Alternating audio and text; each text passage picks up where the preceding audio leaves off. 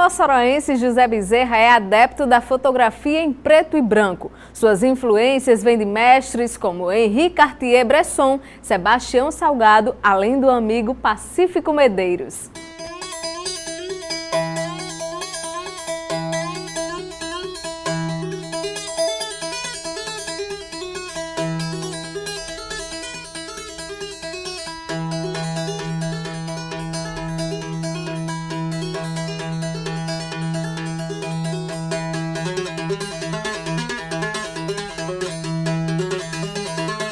Bezerra é um fotojornalista nato, um artista, um filósofo da fotografia.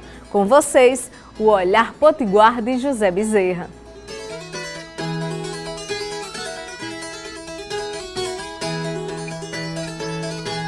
É difícil quando a gente tem que falar sobre nós mesmos, né? Mas desde os 14 anos que eu me apaixonei por filosofia, apesar de não seguir carreira na área filosófica, ela é basicamente uma necessidade de procurar nos entendermos e ao nosso entorno, né? Então José Bezerra é um cara que busca sempre tentar se entender e o que está ao redor dele, né? Como muitos, tive uma adolescência agitada, mas o que eu absorvi de textos dos grandes filósofos, né, me ajudou bastante a me entender e a aplacar, vamos dizer, essa revolta que às vezes é fomentada dentro de nós e não sabemos o porquê. Né? Uma separação do pai, ou uma questão, né, de você não estar conseguindo adequar aquela turma que tem aquelas notas e você acaba, vamos dizer assim, entrando numa ideia que você é inferior. Até que você entenda que isso, na verdade, não tem nada a ver, às vezes consome muito tempo. Aí eu perdi um pouco desse tempo, mas hoje eu vejo como um investimento também para ter atingido ou tentar atingir uma outra consciência, um outro olhar que acaba caindo dentro da fotografia, né? Você nasceu onde? Como é que é a história de Mossoró? Apresenta um pouco disso pra gente. Eu sou natural de Mossoró, né? Minha família também de Mossoró, então já estamos aqui há várias gerações, né? A parte da família de meu pai é que vem de Pau dos Ferros e Itaú. Então a gente tem um pé também dentro das cidades menores, mas sempre aqui na região oeste. Então pode-se dizer que é aquele moçoroense da gema, né? Da origem ali de muito tempo. Uma família que já está aqui há muito tempo. Quais são as famílias? Fala tudo um pouco da coisa. É a família Couto e a família Bezerra, né? Meu avô foi salineiro, por parte dos Coutos, né, da minha mãe, e por parte de pai, meu avô fazia carroceria de caminhão. Né? O senhor Raimundo Nonato, que é bastante conhecido, inclusive participou já de Mossoró de todos os tempos aqui. Então veio contar um pouco da história dele, dessa interação com o Mossoró. Então eu não tenho como não me sentir um moçoroense. Talvez durante muito tempo isso não estava tão claro, porque como, né, a gente sabe, às vezes nossa cultura não é mostrada da melhor maneira. Então você acaba não tendo uma identidade. Você vê certas manifestações, mas você não cria laços. Mas hoje é bem diferente, né? Um pouco da maturidade faz com que você valorize um contexto local, principalmente as suas raízes, né? Você estudou em Mossoró mesmo? Mossoró. Praticamente eu saí muito pouco de Mossoró. Passei 4 anos em Natal estudando, mas foi uma relação breve, né? A maior parte do tempo foi mesmo Mossoró. O que te levou à fotografia? Como é que foi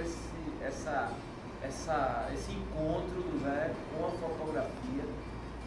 E por quê? Na verdade, antes da fotografia eu pintava algumas coisas, mas coisas bem pessoais mesmo, nunca cheguei nunca levei muito a sério, vamos dizer. Mas era uma necessidade de me expressar. Então eu passei pelo texto também, inclusive trabalhei como repórter, né, 2003 a 2004, 2005, 2006 mais ou menos.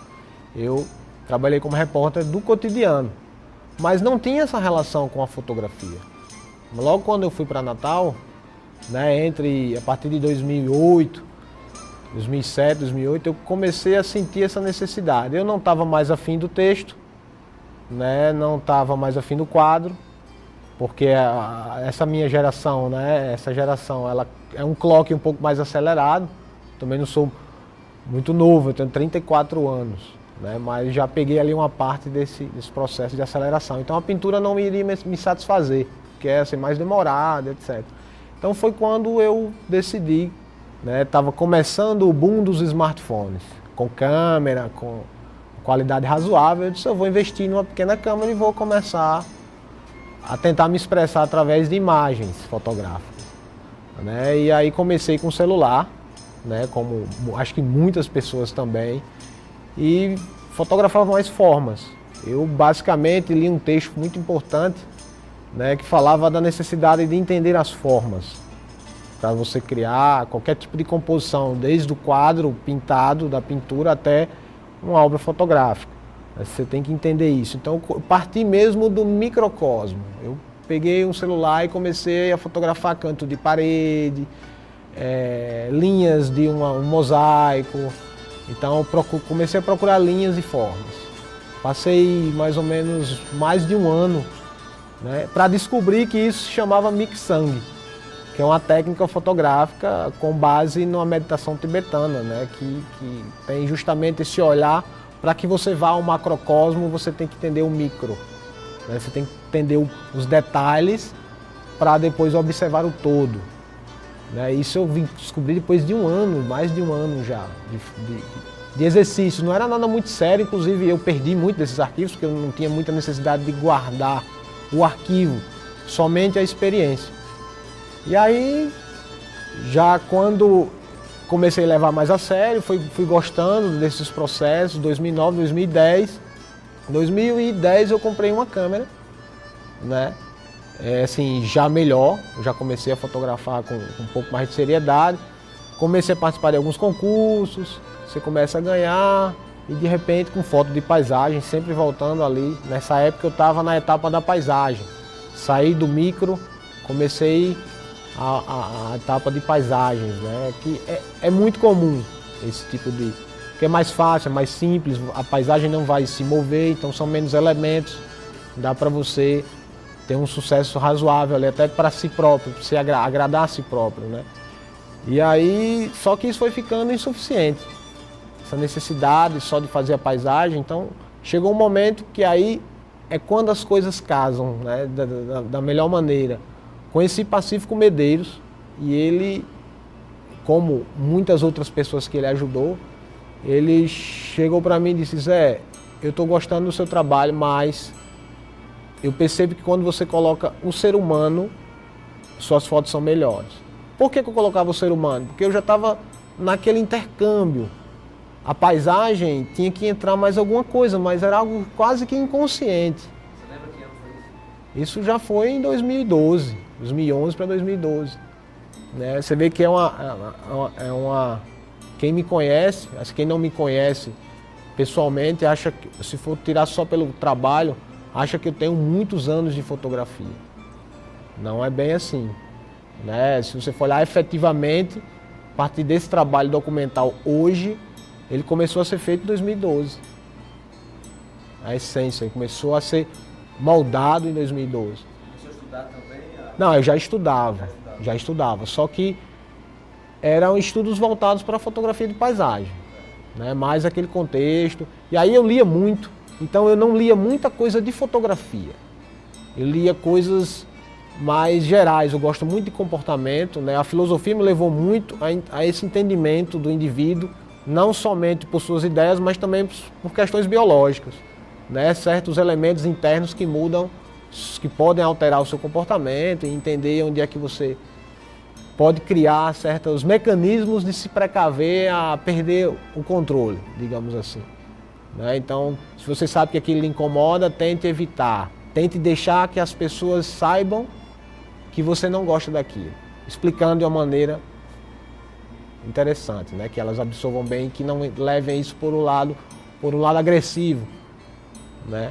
E aí, de 2013, né, 2012 para agora, esse trabalho teve um salto enorme devido, né, ao aprimoramento técnico, né, questão de equipamento no aspecto de nitidez, uma ótica melhor, mas o olhar ele já estava né, bem, vamos dizer assim, aprofundado por questões do entendimento do ser humano. Então, quando eu acatei o Conselho de Pacífico e comecei a me debruçar sobre o ser humano, eu percebi que eu já tinha uma afinidade muito grande com esse tema.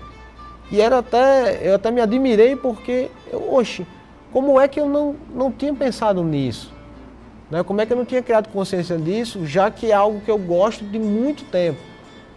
Né? Praticamente desde os 16 anos que eu tenho consciência, que eu realmente leio coisas sobre comportamento. Eu gosto de livros de neurociência, não no nível detalhes, mas a base da onde os psicólogos tiram os livros que eles publicam são desses estudos neurocientíficos. Então, e quando eu fui olhar, tomar consciência disso, cara, eu estava desperdiçando um potencial enorme do entendimento do ser humano e o seu contexto e não estava colocando isso na fotografia. Então, apesar do Pacífico achar que não tem muita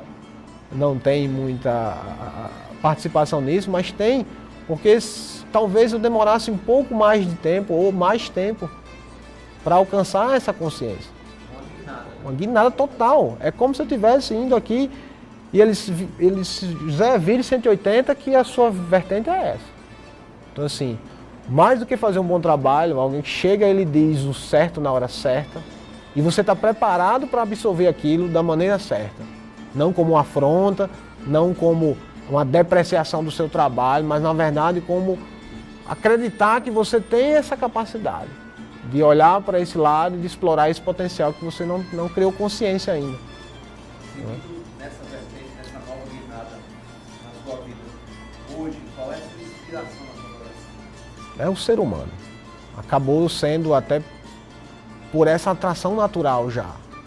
Né? Quando eu comecei realmente a fotografar pessoas, em pouco tempo eu já estava sentindo a necessidade de viver o contexto dela. Não chegar lá, fazer a foto e ir embora. Não chegar lá, senhor, eu posso fazer uma foto aqui? Não, negativo, isso não existe mais. Eu tenho que chegar primeiro, conversar, sentar, tomar um cafezinho, se o lugar oferece o café, né? Se é uma turma que está tomando uma cachaçinha, eu não costumo beber, mas nesse tipo de situação eu bebo porque a cachaça tem um outro sabor. Tem até uma visão dos samurais, né, no Oriente, onde eles acreditam que um bom saquê, ele só realmente é a essência quando você está se sentindo bem.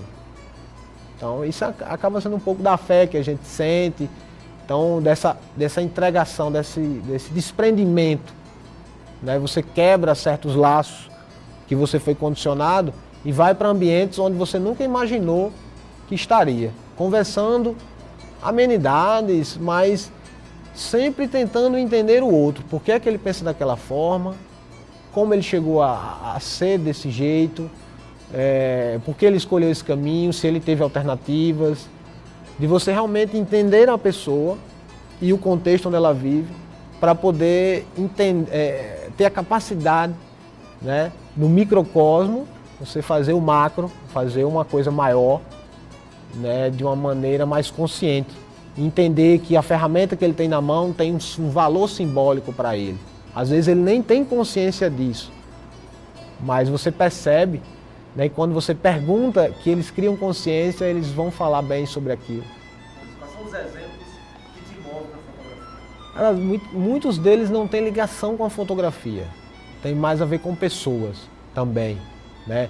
No caso dos fotógrafos, tem todo um contexto local onde eu valorizo bastante, né? Pacífico, o próprio Jean, que é uma pessoa que eu tenho uma admiração muito grande pelo trabalho dele, né? E aí vem todo um contexto local, as pessoas de fotografia de casamento, né? Que não é muito a minha área, mas há muita beleza sendo feita em Mossoró por esses fotógrafos, né? Mas as pessoas que eu acho que me inspiram realmente no aspecto mais profundo, aí eu teria que citar um Carl Sagan, né, que é uma pessoa que mudou minha visão de muitas coisas, principalmente da matemática, que eu tinha uma certa ojeriza, como muitos que são condicionados a não observar a matemática como algo interessante, mas foi ele que no Cosmos, um documentário muito conhecido dele, onde ele fala que a matemática é a linguagem com que o homem se comunica com a natureza. Né? Então, aos 18 anos, quando eu ouvi essa frase, eu botei a mão na cabeça e, meu Deus, onde é que eu estava que eu não conhecia esse cara? Sabe, você se pergunta, você se questiona o tipo de educação que estão passando para você. Está entendendo? Sim, eu me fiz isso com várias outras pessoas. Né? Ele acho que é o principal. Mas, né, acho que se fosse citar um, eu citaria Carl Sagan. Monchorós, o que é Monchorós? O Monchorós nasceu da ideia de Pacífico, da gente. Na verdade, ele já tinha essa necessidade há muito tempo de formar grupos, né, para debater fotografia. Por quê? Porque eles, como muitos, sentiram dificuldade em ter essas informações, em ter pessoas para conversar, outras cabeças, outras ideias. Cara, olha aqui minha foto, o que é que você acha? Por que você acha isso? Então, assim, essa necessidade de ter outras opiniões e de debater para um crescimento coletivo. Então, em certos momentos ele tentou, não deu certo. Então, em um determinado momento, nasceu o Monchorós. O nome não poderia ser outro, né? Já que a gente tem essa ligação forte com a cidade e com a região. Então, os primeiros habitantes dessa terra que se tem notícia, né, são os Monchoróis. E aí é mais do que justo esse nome. E aí foi, né, o grupo passou por várias formações, mas hoje ele está enxuto, né, está coeso. Todos os integrantes, eu não vou dizer que pensam da mesma forma, mas tem uma ideologia conjunta de como pensar fotografia. Então, em pouco... Existe principalmente de olhar a fotografia como memória, cultura e arte. Né? Acho que esses são os três pilares. Quando a gente sai para fotografar, nós buscamos isso. Por quê? Porque nossa cultura ela é passada muitas vezes como algo depreciativo, brega, que não tem valor. Né? Você tira isso, inclusive, às vezes, até na própria fotografia. Pessoas não se debruçam sobre os fotógrafos que passaram por essas terras, que fotografavam, que fotografam hoje essas terras. Então, o que às vezes aparece pra gente, grandes mestres, aí você vai ver material lá da França, dos Estados Unidos, de vários lugares do mundo. Mas cadê daqui da sua tribo? Né? Cadê aqui da sua tribo? Porque quando você olha os grandes mestres fotografarem em Paris, você acha Paris fascinante. Você acha aquilo algo surreal. Mas na verdade esse mesmo trabalho, esse mesmo olhar, não que queira se igualar a um grande mestre, mas você pode desenvolver dentro da estética local. Então o compromisso do Monchorós é levar sempre esse nível fotográfico e trazer, né, momentos épicos até, que inspirem as pessoas, que façam ela olhar para aquela cultura, para aquele contexto, de uma maneira que ela não conseguia ainda fazer. Ninguém tinha despertado isso nela. Ou talvez isso ainda tivesse informação e a gente chega para contribuir com esse processo de subida nesse degrau, dessa valorização local, né? Isso é importantíssimo. Pouca gente do Rio Grande do Norte conhece, né? É verdade. E assim, quando você começa a sair, vamos dizer assim, circular entre a sua aldeia, né, ao entorno da sua aldeia, você começa a perceber como é grande. Né? Às vezes a pessoa diz, você não pensa em... Alguns fotógrafos, amigos de internet também me convidaram para ir, por exemplo, para Machu Picchu, para conhecer o deserto do Atacama. Cara, eu não... Assim, não é a minha pilha, eu não estou nesse estímulo hoje, né? Legal e tal, mas muita gente já fez isso. Eu quero cantar a minha aldeia, como diz o grande fotógrafo Araquém. Nós temos a oportunidade de cantar sobre nossa aldeia. Como você falou, nós temos uma diversidade muito grande de estética. Nós temos o litoral, nós temos o sertão, nós temos dunas, nós temos pedra, nós temos caverna. Nós temos, fora a questão humana, não só a geografia física, mas a geografia humana. Então nós temos em contextos maravilhosos, o vaqueiro, o personagem do vaqueiro, o personagem do pescador, do cordelista, daquele cordelista que é agricultor, mas que tem uma sabedoria que é tão admirável quanto Patativa do Assaré, sabe? E você começa a andar e descobrir esses personagens, você não quer mais, eu não tenho o que fazer lá fora, se eu tiver a oportunidade de ir, tudo bem, eu não vou negar, mas todos os meus esforços, toda a minha energia, eu tenho canalizado para compreender o entorno dessa aldeia.